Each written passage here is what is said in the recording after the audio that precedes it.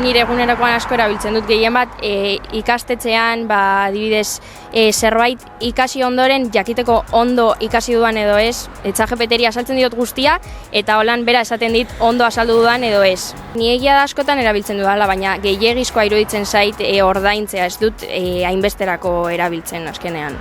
Nire harremana, nire ustez txarra da, baina egunero erabiltzen dut, klasiko gauzak egiteko.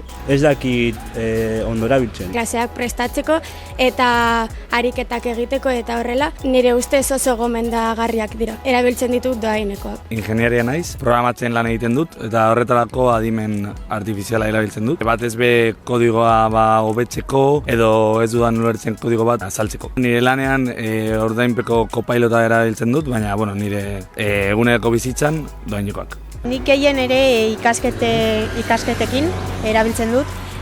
Normalean letra asko dune ikasgaietan informazioa simpleago jartzeko edo zail baldin badago ulertzeko, igual itxerrazago batzuetan ikasi ahal izateko ondoren. Bapateko dudaren bat argitzeko nik uste dela modurik azkarrena.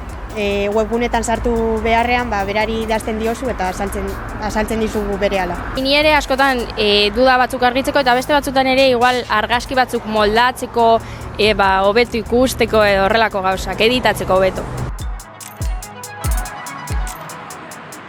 Copilot erabiltzen dugu nire beharrean, hortik kanpo ere ChatGPT edo eta Grok. Beti erabili dut ChatGPT, ze bakarrik badakit hori erabiltzen, baina batzuetan nire lagunak erabiltzen dute Gemini eta esaten dute direla berdinak. Lehenik eta behin hasi nintzen ChatGPT erabiltzen eta horrekin jarraitzen dut, ze ez ditut gehiago frogatu azkenean. Gemini eta ChatGPT.